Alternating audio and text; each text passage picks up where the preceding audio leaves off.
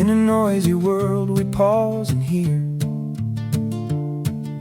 A wiser path is becoming clear. Peaceful voices. Welcome, friends. Thank you for joining me once again. The following is a talk that I gave to the Metta Center for Nonviolence, a group that gets together and discusses very important topics about peace and healing the world. And I chatted a bit about Daoist cultivation and various methods that might influence the life of an activist and the world around us as we develop compassion for our neighbors and friends and people a bit further away. So, without further ado, now that you know the context, I hope you enjoy it.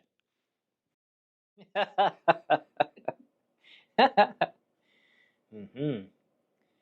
And before we begin, are there any general questions or directions people want to explore in particular? Otherwise, I'm happy just to chat about the Tao and internal cultivation. And I was telling Donna that just for fun today, just outside my window here, people came to do some logging. And so there is a huge wood chipper and several people with chainsaws just outside my window. And I'm relying upon the magic that is Zoom to edit the sound out. But do let me know if it gets a little wild, and then I can maybe increase the filtering.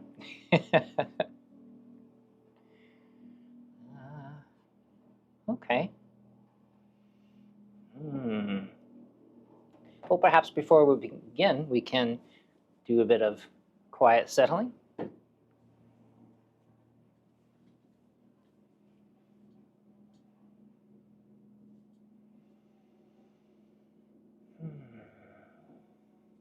Resting comfortably in your chair.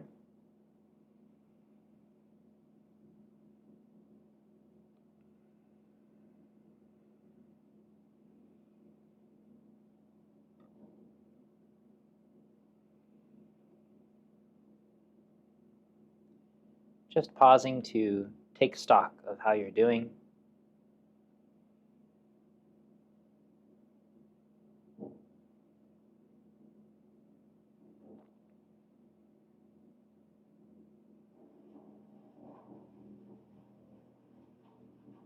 Noticing the feeling of your body, perhaps just the feeling of the contact between you and the ground or the chair.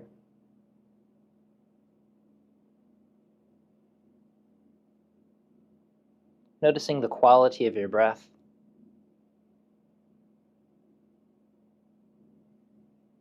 Which isn't just to say whether or not it is deep or shallow, strong or weak,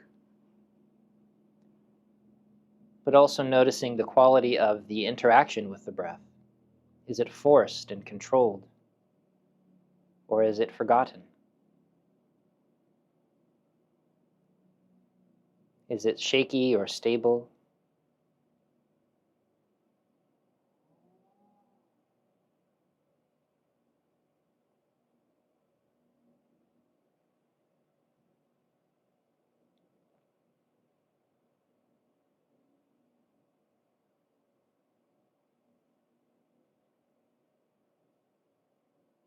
A lot of what we'll talk about today is the ability to listen, to pay very close attention, and to notice subtle things, and then to lean into those subtle qualities.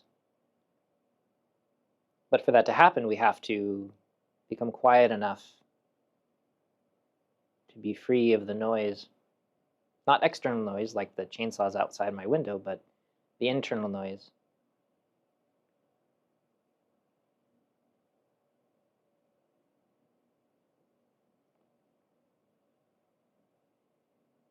There's an old Daoist poem that talks about the kinds of practices that are very useful to follow. A number of Buddhist practices are wonderfully helpful, and they're available to everybody. Rules to follow, simple methods to work with. And that's part of what makes them so valuable. And the image is of a lion ascending to a mountain peak and then roaring so that the whole landscape can hear them. as lions are wont to do. And that can be a wonderful kind of teaching to have access to, something we can share with everybody. Daoist practices tend to be a little bit different. And the image is often of there's a cave, you find yourself down at the mouth of the cave, and you listen very closely to hear the singing of a dragon in the distance at the bottom of the cave that you don't notice unless you're paying attention. And that's closer to the Daoist practices. And so we begin by becoming quiet enough, free enough of the noise inside and outside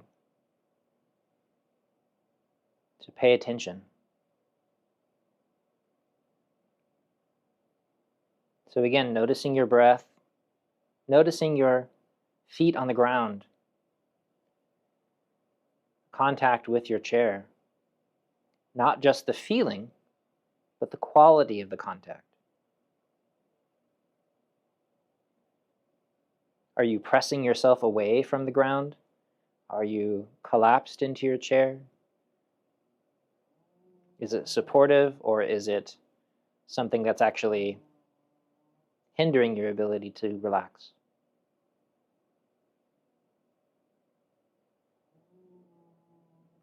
Is your breath free, or is it restrained?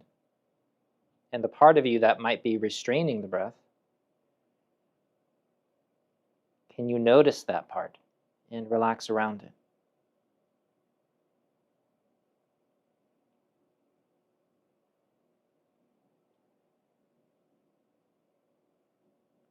And we'll come back to these practices, but I think it's worth, now that we're more settled and maybe all of the people that are here that will be coming, and we can talk a little bit about Taoist practice in general to get a sense of what we're talking about. And then afterward, of course, we can take as long as we want to explore obvious and available practices, things that will help. And so when we look around our world and we decide that we want to take action, like recently at the No King's Day protest, we want to enact change, to do what we can to reduce the suffering of our community and to leave a better future for our descendants. And this is the beginning of our journey as activists. And we took the first steps when we became aware of how we were doing. And then we actually reflected upon the possibility of a better world. And honestly, this is no small accomplishment. And as I mention it and I throw out this idea, we're glossing over some of the big changes that already took place in our lives. For that to have happened, we must have already developed enough presence to pause and take stock of our lives and to notice how things were going. And I'm sure we've already noticed how shockingly rare it is that just that simple moment of reflection can be, at least with humans. And that moment of bright clarity is incredibly transformative, and yet it cannot be forced or given away. It's not something that happens from the outside, but it's something that arises from the inside. And this flash of insight often comes with a seed of self-compassion. And when we notice that perhaps we deserve a life of dignity and self-expression, and then after noticing how we were feeling, we somehow sprouted that seed of compassion to include the people in the world around us, including this community, our families. Not just I, but we. We deserve a better life. And this kind of revolution that begins deep within our hearts, and then it begins to blossom and to bear fruit within our lives. And so, again, as we're quiet here, it's worth pausing to appreciate that profound journey we all had to take just to arrive at this moment together. How did these transformations occur? This is something we can track, that we can learn from. Where did that clarity come from? Who gave you that feeling of compassion? Did you get it from a book? Was it on sale at the market? Of course not.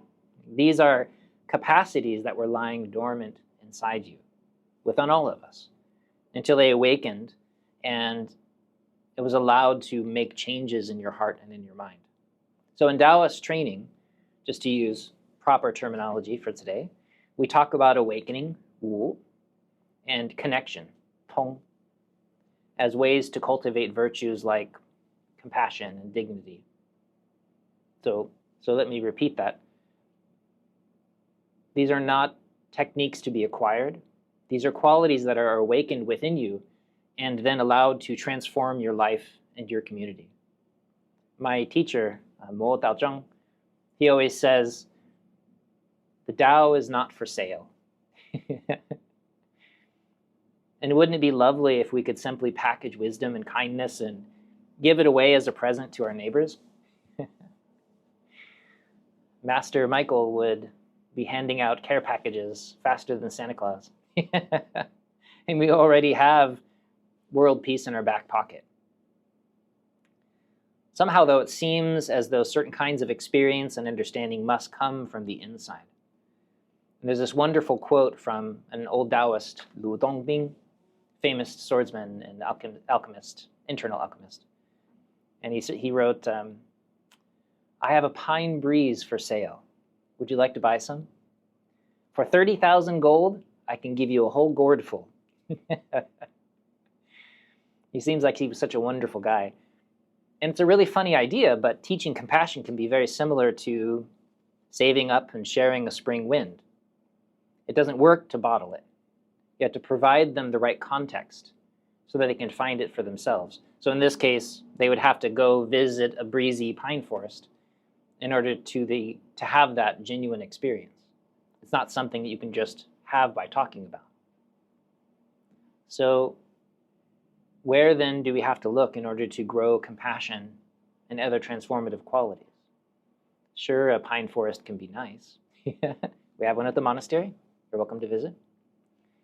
But that's not the context that we're talking about. We settle into that part of our own nature that is the most enduring and potent. First, though, we learn to recognize and reside within this truest part of ourselves. We must learn to become clear and still enough to bypass the noise of our conditioning and our monkey mind and the lumberjacks outside. And this is when we begin to access our true self, our zhenwo. And the qualities of deep potency begin to express themselves in our lives. And so this is how we begin to nourish our capacity for virtuous expression. So as peace activists, the cultivation of stable clarity and unshakable open-heartedness is of utmost importance. And when these qualities are developed to a high level, they radiate a kind of potent influence that is very important as we work together to heal ourselves and our community. So we often refer to this internal potency that comes from clarity and stillness. We call it the medicine. Medicine for ourselves, medicine for the whole community. Dan. So let's explore some of those qualities that help us transform and that make us more effective educators and catalysts for change. And so when we talk about it, sometimes we'll use this word virtue, de. The same de as in Dao De Jing, de.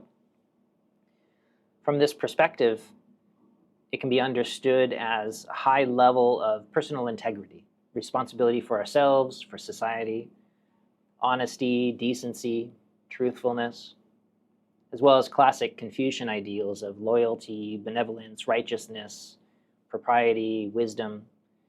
These are essential to cultivating the Tao. Yet once again, these are not behaviors or fake or empty words to mimic. These are not qualities that can manifest as you cultivate your best and truest self each and every day. For example, we're not forcing ourselves to avoid lying.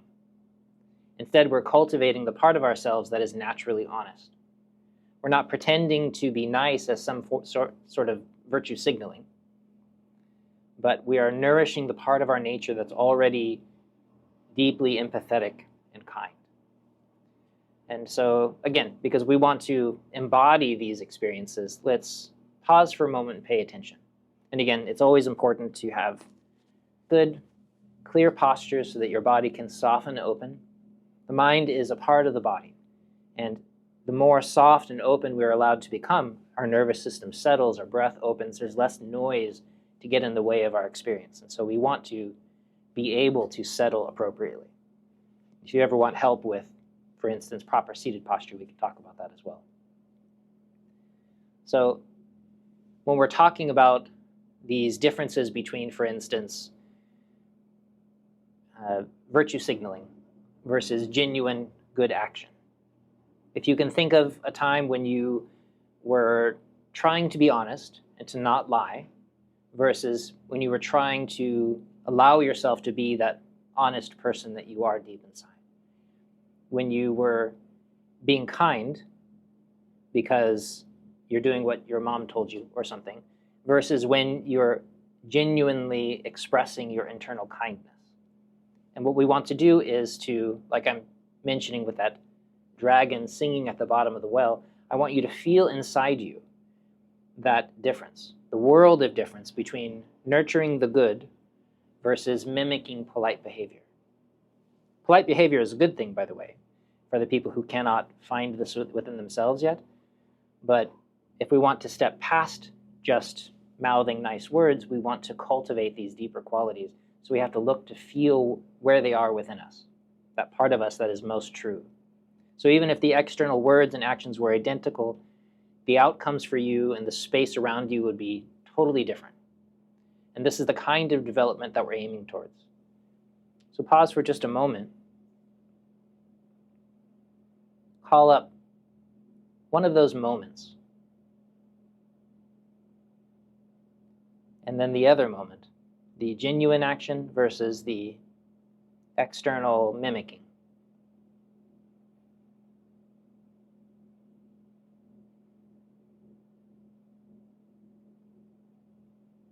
Feel where and how those differences are located within your being.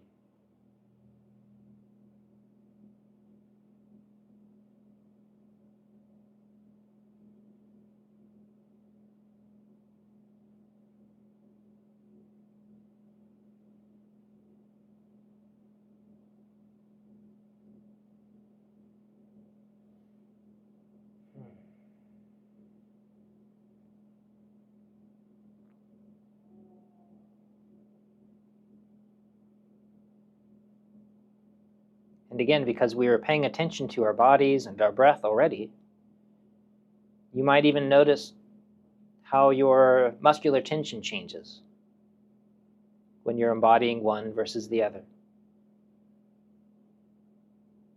When you're nourishing that seed of compassion, that aspect of your nature that is already kind, friendly, and honest,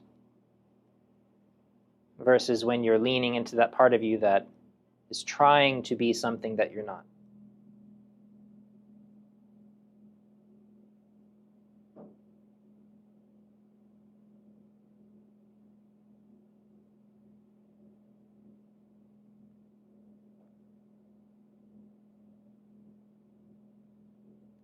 We tend to live in a very heady intellectual culture, and so it's understandable when we say, oh yeah, intellectually I know the difference between these. But as we feel our bodies and we become embodied, you can also feel how these differences exist in you as a physical, substantial human being. This is all part of your chi flow. If we want to heal, we find this medicine within ourselves.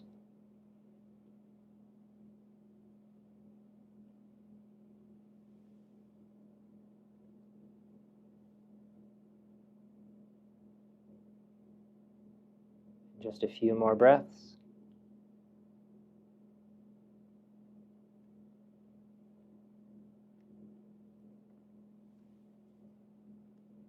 So using the language of Master Gandhi, we might refer to it as a kind of constructive program. We were chatting about this with Michael the other day. But it's a constructive program within ourselves, which is the seed of how we then develop the rest of the world.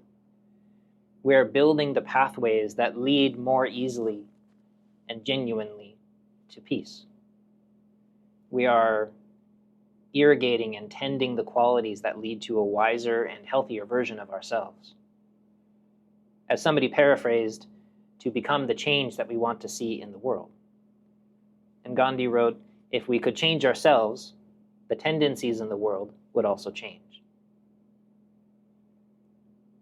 So this raises this question, how do we go about making these changes? The possibilities of growth are endless, so let's look at just some of the ideas within Daoism. Because again, terminology that you'll come across is important, and I want to give you a sense of what we're talking about. So there are two important categories of Daoist cultivation methods. And I can give you notes about these things later if you need. Many of us are familiar with inner cultivation, 内功. And this includes stillness, moving practices, meditation, internal alchemy, life nourishing, qigong, internal martial arts like taiji. And there's also outer cultivation methods, 外功. And this includes the development of virtue, the accumulation of merit, called 功德, as well as doing good works. So for instance, an essential part of our transformation is doing things for the benefit of others, but without the desire for personal gain. This is a very different thing. I don't know if many of you have seen this trend on some of the social media platforms. Hopefully you're not on too many of them, where young people will go and give money to homeless people or do some good work, but it's clearly entirely done for the camera. And it's not something that they're genuinely invested in as people, so we say.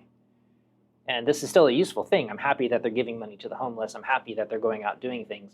But it's coming from the space where they're trying to virtue signal. They're trying to gain some sort of spiritual materialism. They're hoping people will like them better, or like and subscribe or something like that. And this comes from a completely different space inside us and has a completely different impact on our own cultivation. And since that's what we're interested in, let's again, just for a moment, sit comfortably or stand if you need to. Pause. Become still and quiet enough to notice how you feel. And recall and replay the times when you did something nice out of a selfish motivation. When you acted kindly without anyone knowing about your involvement, on the other hand. Pay attention to how those two actions feel very different within you. And again, I know that we all intellectually understand the differences, yet we must feel how they are different from the inside, how the qi moves differently within you in each scenario.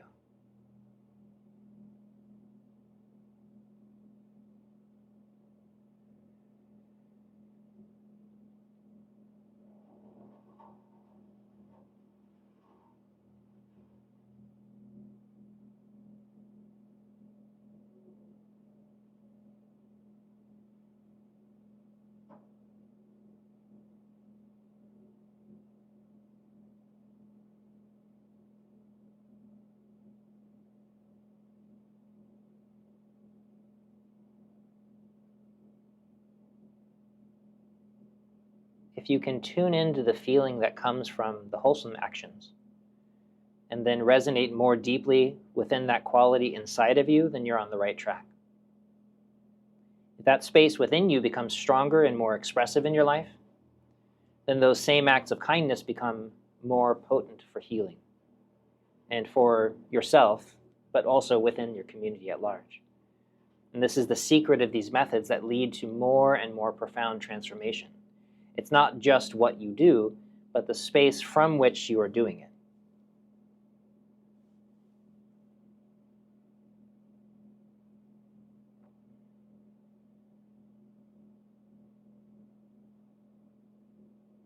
We want to become experts in feeling the difference.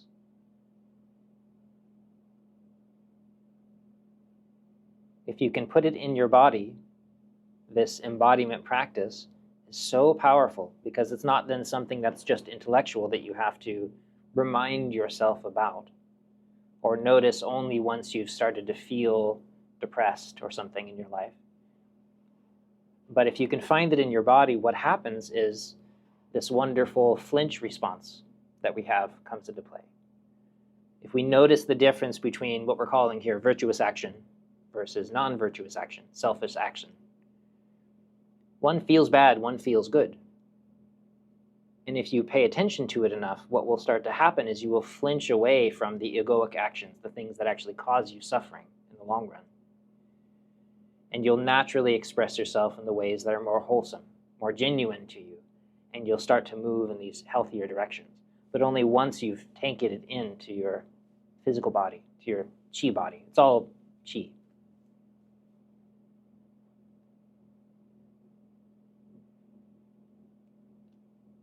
And this willingness to cultivate the genuine is foundational to Daoism.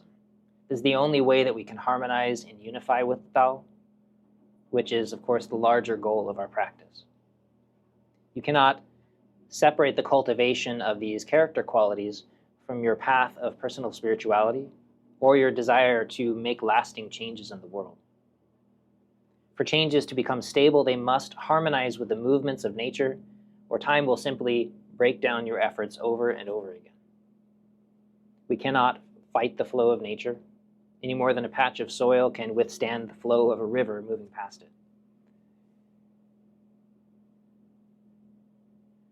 Make changes in the world with the movement of nature in mind.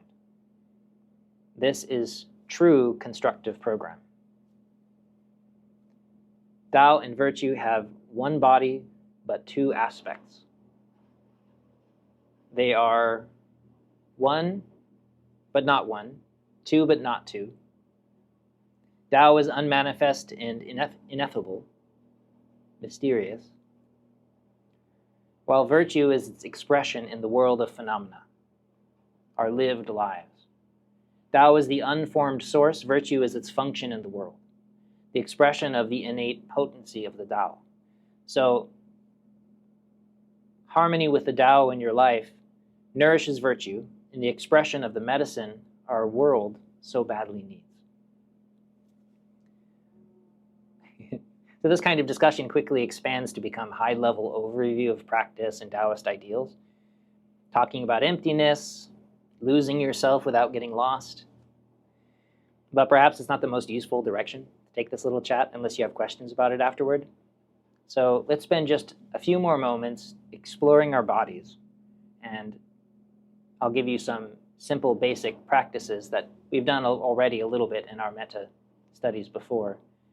Ways to continue to uncover the genuine, which is the point of our practice.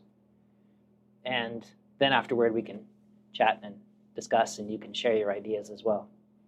So let me go a little more deeply into just basic seated posture as a way to talk about what happens in our bodies when we cultivate the genuine. It's a little more available than talking about the Tao and the undifferentiated and that kind of thing. So if you're in a chair that can support you this way, ideally what you're doing is you're sitting with your hips just a little bit higher than your knees. If your knees are up here like this, it forces you to round. You know, we all have the sofa, or if you sit in the car and it forces you into this weird rocket ship shape, it's not great for the body. And so instead, hips a little bit higher, if possible, the seat hopefully firm enough to support you rather than letting you sink into it. And then you want to probably scoot to the edge of your chair. I have my little medical stool here, so it's a little shaped differently. And then fold at your hips as best you can. Of course, if you have hip pain or hip replacement or something, lower back pain, then you'll have to modify this as best you can. So this is the hinge. And if I hinge forward, then let the weight fall just in front of the sitting bones, the ischial tuberosity there. When I was a kid, I would sit on my sister's lap and I'd kind of poke her lap with my bones, my butt bones down here. And so medical term is ischial tuberosity. It's more polite. But you shift your weight so it falls in front of those bones, not behind it. And you can sort of feel what it's like to fall behind it, where you start to sit on your tailbone, which is the same thing as sitting on your lower back. Not great. You can sit on top of them. For some people that works okay because they have enough cushion and they have larger bodies. But for most of us, if you hinge at the hips, Let the weight fall just in front of those bones. Now what happens is you allow the shoulders to be over that point, the head somewhere above, which may be hard at the beginning if we've had a lifetime of doing this, because we sit like this, and then this falls forward. And now when we finally sit up straight, our head stays there. But do not pull back on your head, because that introduces more tension into the same place that's already frozen. So instead, just release your neck. Allow the top of your head to soften upward. Release your jaw, soften your tongue, your throat. Let your shoulders just hang. I don't know how many of you have lived in a society similar to what I grew up in, where people tell you to sit up straight. You kind of, some sort of military thing, right? And so it's everywhere. It's a plague. This is not straight. This disconnects us from our own experience, which is great for soldiers. Hey, Marie, welcome. But here instead, what we want is to let go, to let our upper back open, to soften our chest into a neutral position. The shoulders fall, neither pulled back nor rounded forward. They fall along the sides of our body. You can just bend your elbows, let them sit on your lap if that's comfortable. If you have, what do you call them, elbow rests on your chair, then that might force your shoulders a bit high. So if you can sit without it, it might be better, depending on what you're doing on your computer. So, to recap, the weight falls just in front of the sitting bones, sitting in a chair that supports you firmly enough and doesn't force you to sit on your lower back. Instead, you're sitting on the backs of your legs. Shoulders above the hips so that you can let go. Soften your neck, and over time it will naturally start to migrate and return to a position upward, the same way that it probably migrated forward for a lot of us. And so in the body, this is ergonomics. It's a way of developing good posture. But what else does it do? Well, it naturally starts to release the nervous system as your body drapes. Your muscles soften open. It makes space for your breath. So rather than sealing your breath with tension to hold us up, our body having to turn most of our musculature in some sort of concrete shape to hold us up, instead it softens and makes room for the breath to flow naturally. It allows qi and blood to circulate freely. And remember that from this Chinese medicine perspective, the mind and your emotions, this is qi and blood circulation. And so by talking about this, we're talking about the mind becoming calm, settled. We're talking about the emotions becoming more anchored, settled, and free. The breath is free.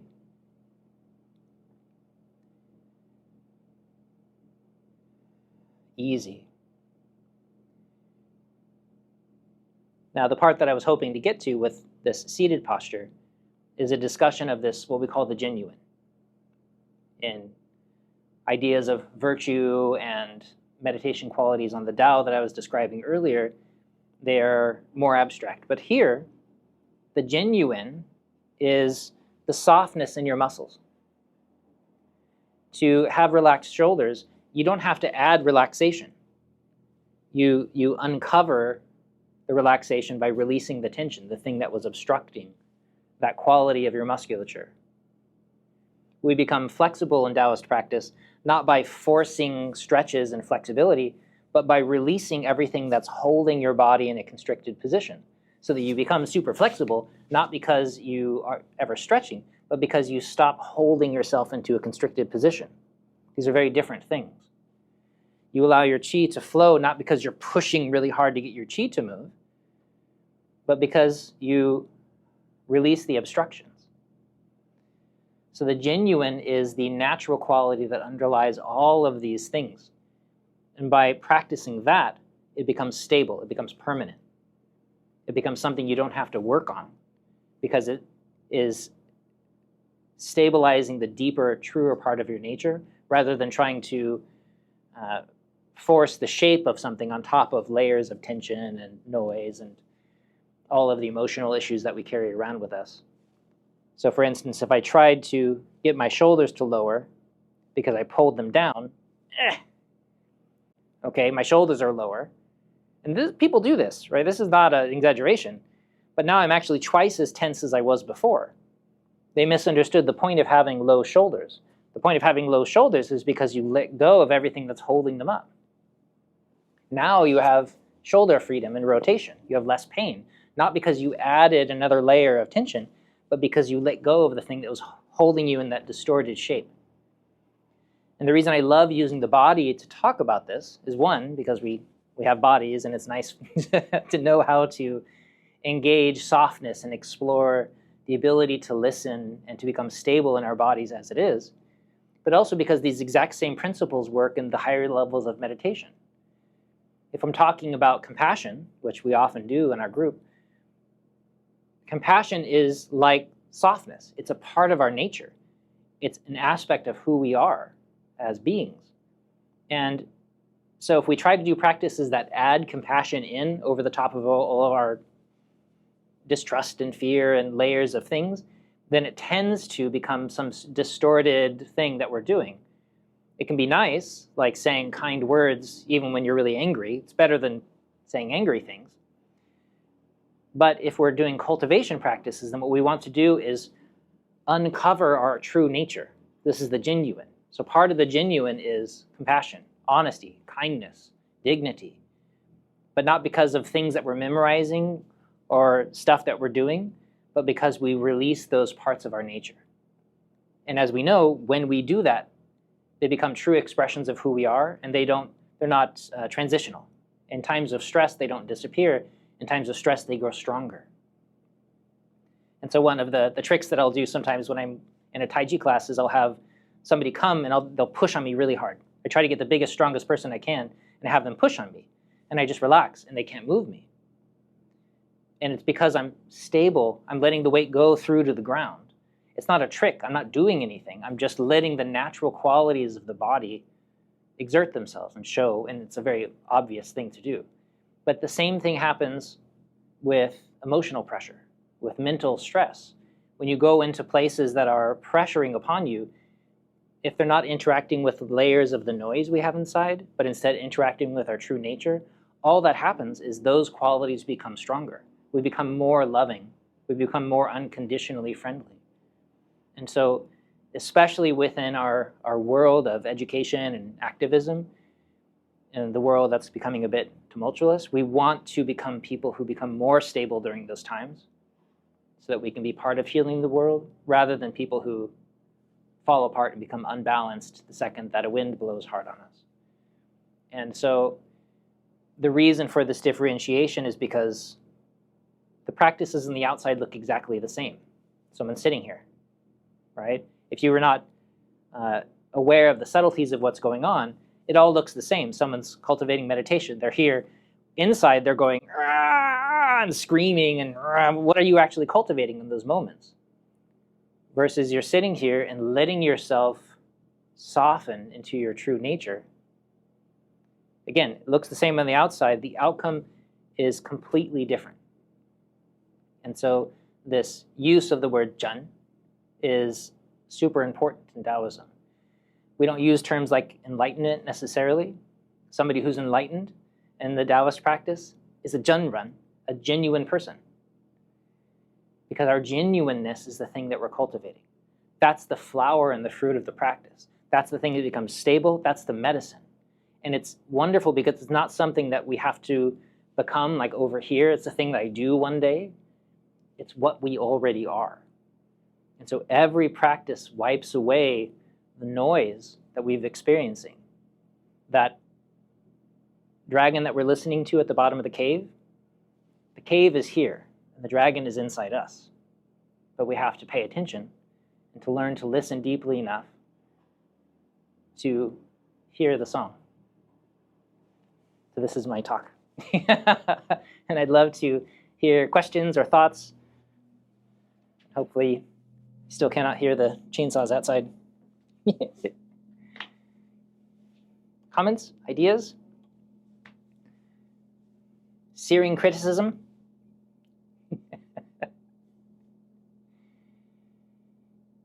The genuine. Yeah. And by acknowledging that quality of our nature, the shadow nature, as we might say in Jungian terms, is it's part of who we are. We have to be able to look clearly and see what's really going on. That vulnerability and that willingness to look with clear eyes and an open heart is part of our healing. And of course, it can be messy and freaky when we do that, but that's how you know it's a real spiritual practice. I just feel like. Thank you, John, for everything you shared with us. It was very interesting. Okay. And I find myself in many of your descriptions, the tensions one. Okay, sorry. For sure. And so, yeah, please go ahead. Oh, no. So when you say you're finding yourself, which part of yourself are you finding? Good question. In the tension one, not the good posture, and not the. Sure. I mean, I definitely work like this when I work on my computer. That's me for sure. Yeah, so I didn't realize that, so it's good to know. Yeah. So I have, I guess, 2 questions. You mentioned emptiness, and I was wondering if you want to talk a little bit about emptiness. Sure. And in particularly, why is healing? Why is emptiness healing? That's a good question. It's a very powerful healing tool. It definitely is. Yeah.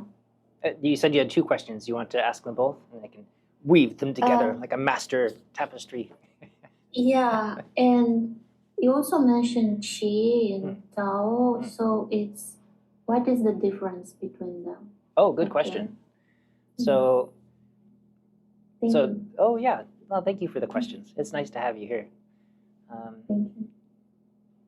So the Tao in the larger context, we could say, is everythingness in a way.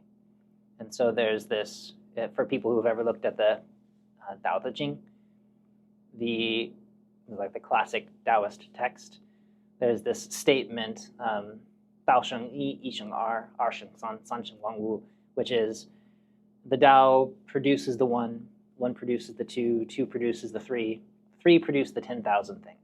And it's a way of talking about the experience of the world being generated around us.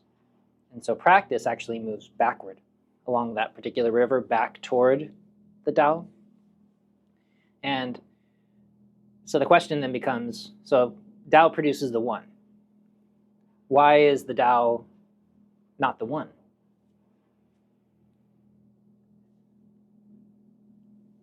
Anybody like to try?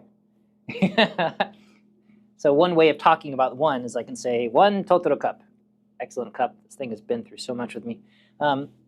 But another way of using the word one is to talk about oneness, the whole, the undifferentiated.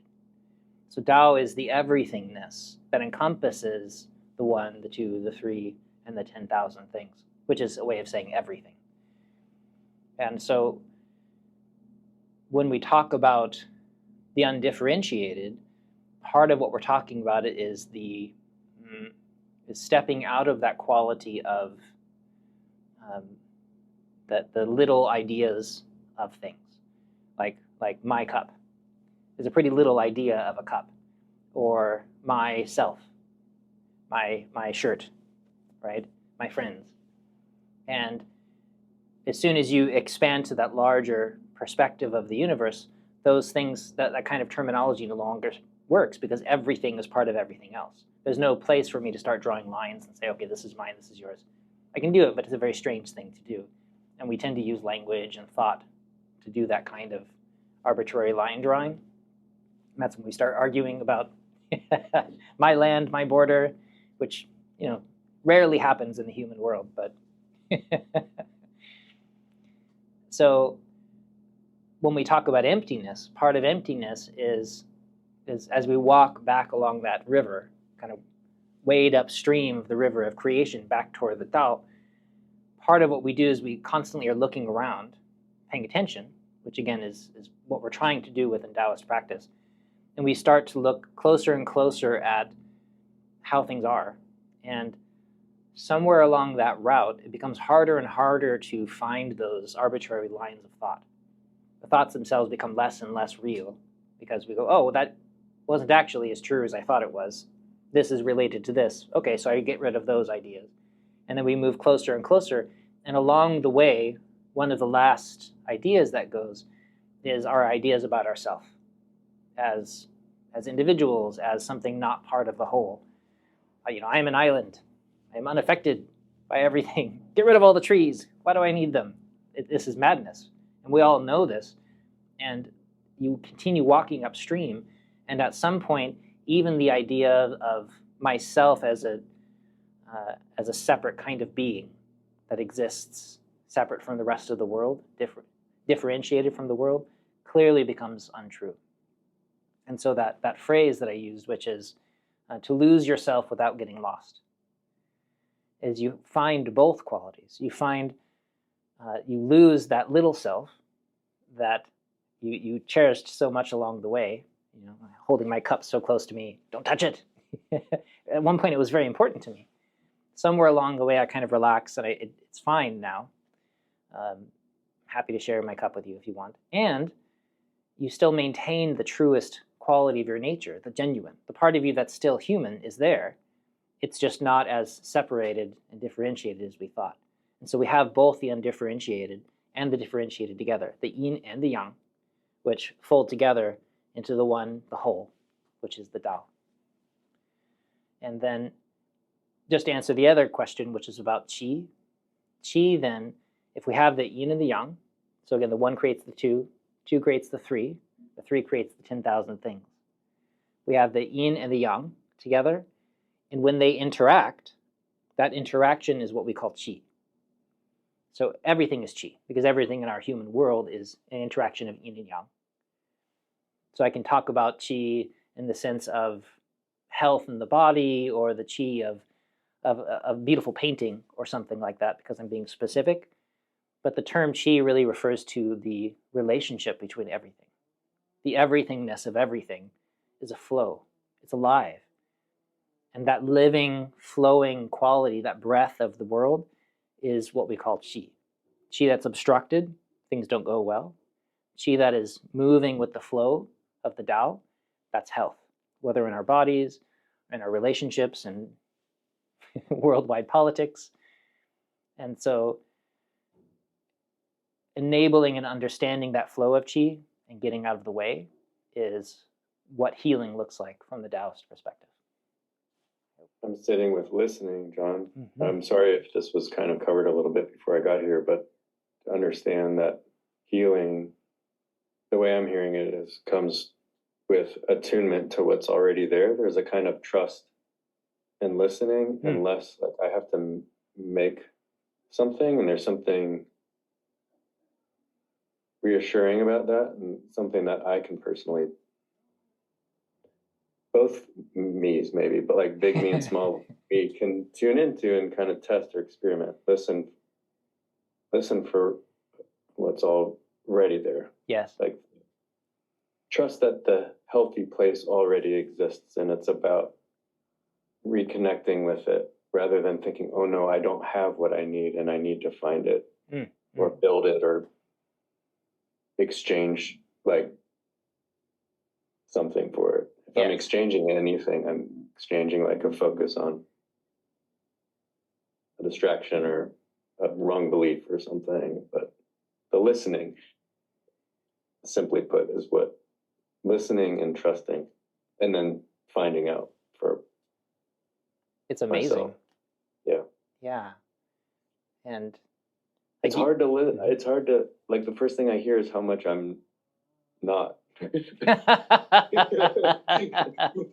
in this crowd it feels funny and warm, but sometimes it feels angry. Yeah. Hey, Ale. Ale, please. Yeah. I made a few notes because you speak so beautifully. And the thought of clearing the tensions and the layers of emotional issues, that phrase stuck with me to, and just to what Emery was saying exactly. I keep recalling an experience of mine recently in trying to, I didn't feel tender for so many years in my life. Yeah. But it was actually just a disconnection with it. And it's crazy to think how many stories we make up or we are believing for a lifetime, or half a lifetime, whatever, certain aspects of our lives that we forget. And it's an actual forgetting of these parts of ourselves. And so I even wrote about it, and I don't know if I shared that with you, but that feeling of just wondering, how can I be more tender, And I know I was trying to go back inside. It was not about how can somebody teach me to do. Well, to some degree, I was asking that too, because I was very lost at some point, and I didn't want to be that, and I knew there was some of that in myself. And so it totally makes sense. And even with my health diagnosis, whatever, and we personally spoke about that months ago, and I remember you telling me some of these things too. And now I can attest to what you're saying. It's really the choices, the little choices, the big choices we make every day. Yeah, it's beautiful. So thank you. Yeah. Oh, thank you so much. Yeah, and by the way, for people who don't know, Alay has a wonderful blog that's worth looking up. A mini blog. Mini blog, beautiful writing. Yeah, I can share. Yes, please. Yeah, and maybe just it's worth mentioning that when we talk about clearing away layers, that it's important that we're not focusing on the layers. And so for instance, again, with that shoulder tension analogy, that if I pay attention to my tight shoulders and I'm trying to relax, but I'm noticing my tight shoulders all the time and I'm going, oh man, my shoulders are tight, so tight, I wish they'd relax. That tends to lead to more tension, because where we place our awareness is what gets nourished. And so there's this idea of the I, that the intent leads the Qi. And so, yeah, the little choices are the big choices we make every day. I love that. And so if we pay attention to that quality of tension, it's much more difficult for us to let the tension go. Instead, if we pay attention to, we uncover that quality of softness, that sense of ease, and we notice that, then we're not chasing the little problems that show up, but rather we're continuously reinstilling that quality of softness. And then there's this idea, in Chinese they refer to it as like softness accumulating in the body, that it gathers. But if we're always paying attention to our illnesses and the layers of the onion of our psychological tendencies and things, then we're feeding into those layers. And they just, as we all know, they become multifarious and very messy, and they layer into each other. And so we find that in our body really easily, that if we focus all the time on our problems, on the tension, it's easy to become more tense. But even if I noticed here, for instance, oh, this part is very soft, and just in a really simple way, my elbows are really soft, and then I simply allow that feeling of comfort to expand and to spread into this area, that it tends to release the tension. So something as simple as that. And then when we uncover that part that I was referring to as the medicine, the dan, which is that true quality of our nature, the more deeply that we get insight into that and have access to that, our whole system is washed in this warmth and light of our true being. Again, it's not a special thing. I mean, it's very special, but it's the most ordinary part of our lives. It's just that we notice the small things before we notice the grandest part of our whole existence, which is a wild thing that we do. But by tuning the radio of our consciousness, to the right channel, past the static, and does any of us ever use a radio anymore? I don't know if that's a thing anymore. But by learning how to focus on the medicine part, then we just move past all the layers of the issues, and they they are freed and healed naturally without us having to interact with them often too directly.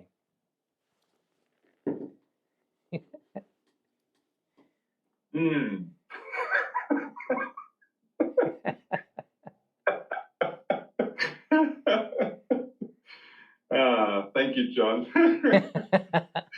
When I opened my mic and you said my name and I was going to start to speak, it popped up this moment when I felt such deep relaxation in a different situation, and where this "I love you, John" flowed out of me, and this just popped up my mind.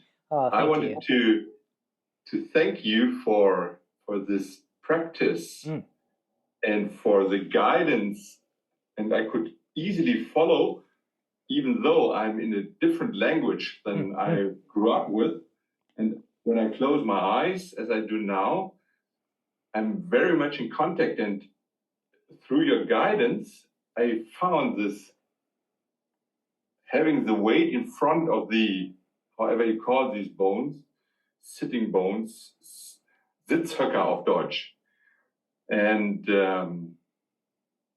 I recognize such a big difference when I follow your bodily instruction and I can do something with my body while I'm listening to you. When it's so different when I'm listening to, when you share some wisdom and these words, and maybe it has to do with the language, I don't know, but it's such different. And I just wanted to thank you for these instructions, and this I really enjoy, and it's worth to that I came here, although I'm heavily working on my homework. Yeah, and it's so late at night for you over there. I appreciate you staying up. 10 o'clock. 10 o'clock, oh, not so bad. But we can all attest, for instance, to a good night's sleep and what that does to us mentally, emotionally, our capacity to be caring. Just that simple nourishment of qi, the willingness to give ourselves the rest that we need. That's a big step for a lot of people, because we often don't feel like we deserve it, or we have too many things that are more important than our actual nourishment. But the quality that comes from nourishing the qi, it impacts everything. It impacts every relationship. If we're not sure about it, we can always just ask our partners. And sometimes life is just that simple as sitting up in a way that allows you to relax and breathe. You know, having a meal that doesn't make you feel terrible, getting a good night's rest. These small changes, doing a little bit of exercise in the morning or something, or even just wearing clothes that aren't super uncomfortable, they can make a really big difference. And it just shows how integrated our life is and how many simple things that we can do in order to heal. And you just do, if we did 100 of those 1% small changes, you know, clean our house or something like that, how much better does our life become? And what we tend to focus on the impossibly large, you know, things out of reach, but the low-hanging fruit is low-hanging for a reason. It's right there available to us, and that nourishment is wonderful. Oh, thank you, Ali. And Stephanie says that she got busy, but Stephanie, I'm really glad that you made it. And what I wanted to add is, after a while of practicing this sitting upright and let loose and follow your instructions or your invitations, I would say, I recognized that there was a lot of yawning coming up. And this is, to me, a sign I'm studying on or researching or experimenting on my nervous system. And so this showed me, that's effective on my nervous system. So my vagus nerve is coming to life more than before. Yeah. And it's worth looking at the recent research that came out about yawning and the wash of cerebral fluid, that it changes through the brain space and up through the spine. And you yawn and everything is refreshed, and it's a wonderful, wonderful skill.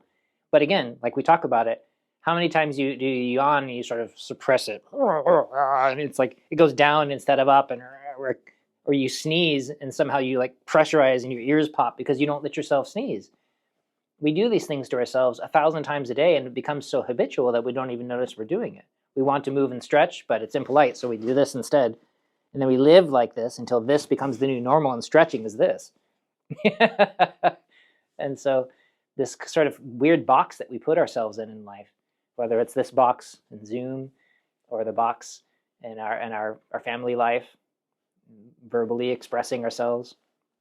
Yeah, I did a fun interview with Amory, for people who haven't had the chance to watch it, and he was very inspiring. And a lot of what he talked about is freeing yourself from that box, and the virtue of art as medicine is a way to explore your qualities that have been compressed in ways that you might not even know they're there, because you're so used to this wall being here that we don't even look that way anymore. We only move in one direction. And that may be part of our healing as well, because this is an expression of who and what we are. But until you know it's there, we can't find out. Yes, and you showed this posture, and this brought to my mind, I have two grandsons, 18 and 16 years old.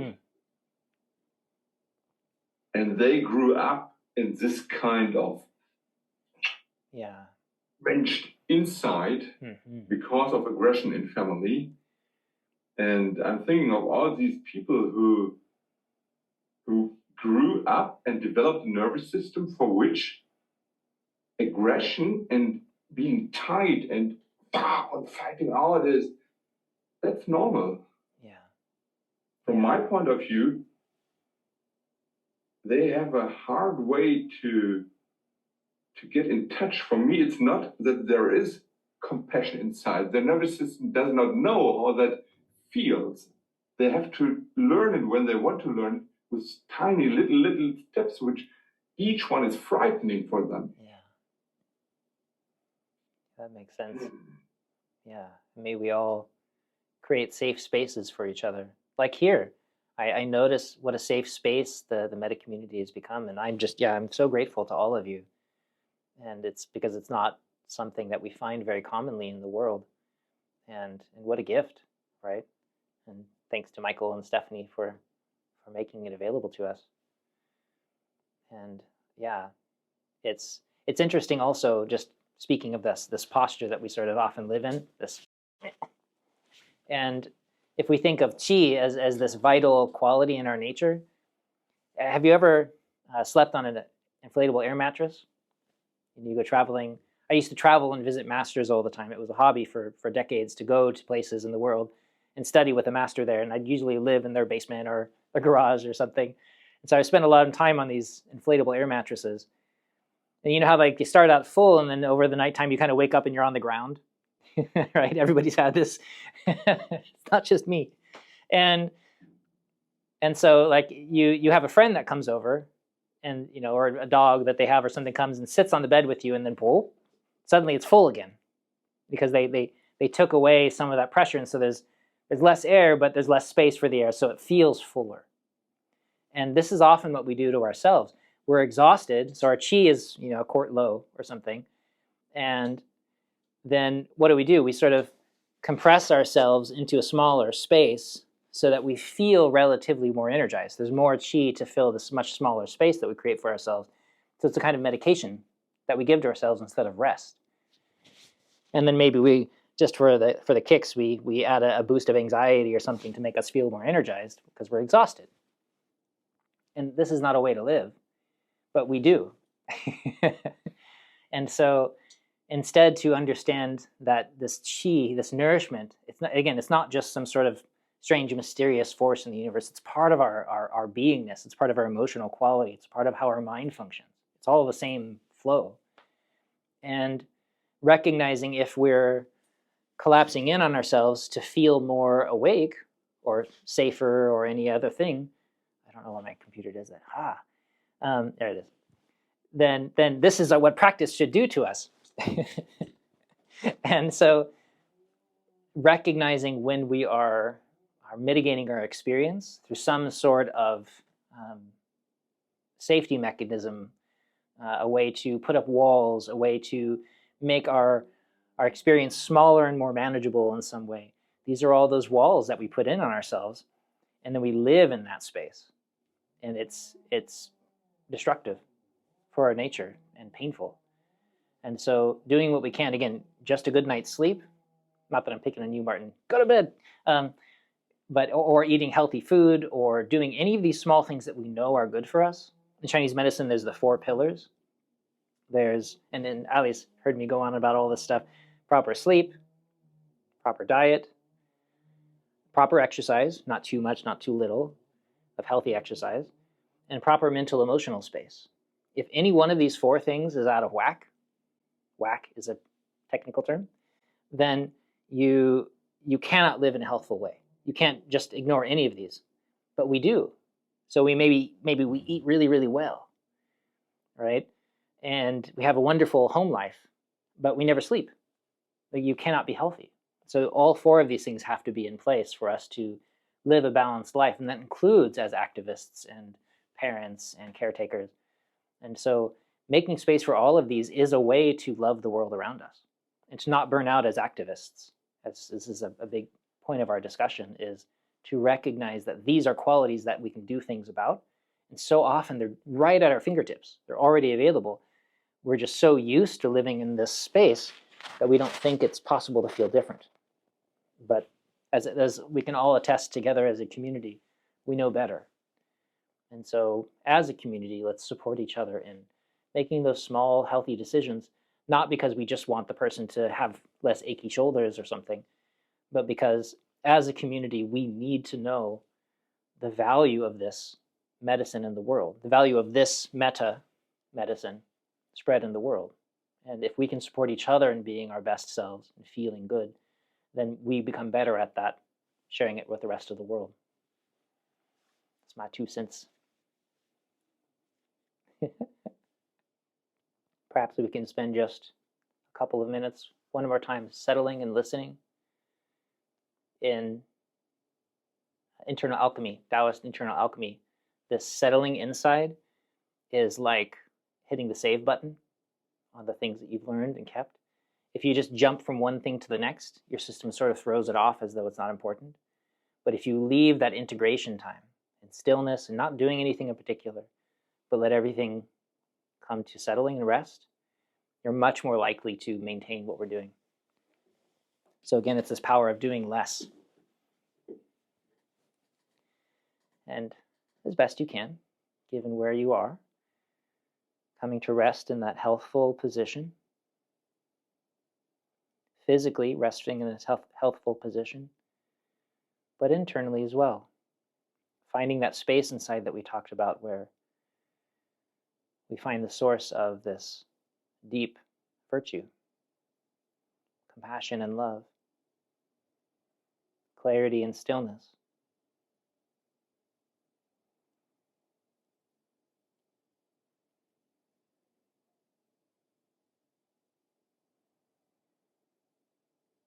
And as best as you can, don't force yourself to be there.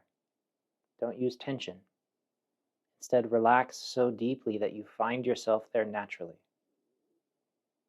Soften and settle into that space instead.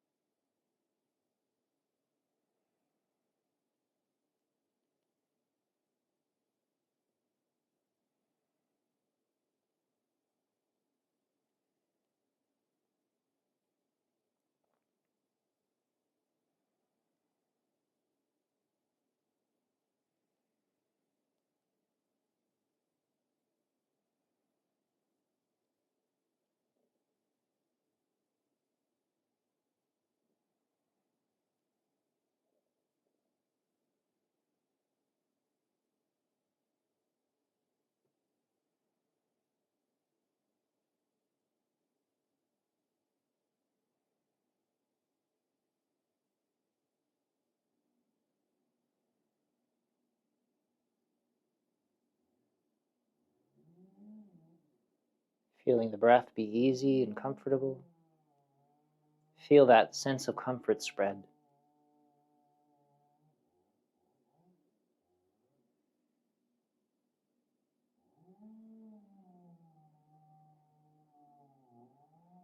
Thank you so much.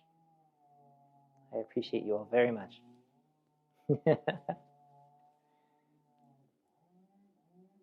Yay. Have a wonderful day, everybody. Oh, and anybody who's interested, just by the way, all of my classes and clinic and things that I do are free. And every morning at 8 a.m. in Pacific time, I have a free basic Qigong class. And so anybody, of course, is always welcome to join. And so I just thought I'd throw that out for anybody who's interested. Yeah, same thing with Chinese medicine and everything else. I never charge for anything. So if you ever have questions or anything that I can help with, just reach out. It's what I do for fun. Wow, I just heard the tree fall.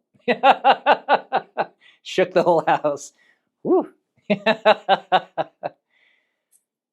One more thing, if anyone's interested, or maybe in a follow-up thing. John, I've loved listened to several times your appearance, your offering on Nonviolence Radio. Oh. A few all have tuned into that, but it's something right in line with what we have here, I think. And so if you have that, I was looking for it here, but if you wanted to drop or share that about later. I don't know, where I'm sure it's somewhere under the Nonviolence Radio list, but I'd have to scan down until I found it.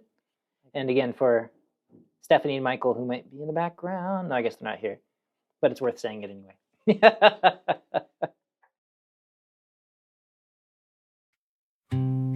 Thank you so much for taking the time to listen. And a deep thank you to the Metta Center for Nonviolence for the invitation and for the meaningful work they continue to share. And heartfelt gratitude to everyone who participated, who brought their voices, their presence, and their sincerity into the space.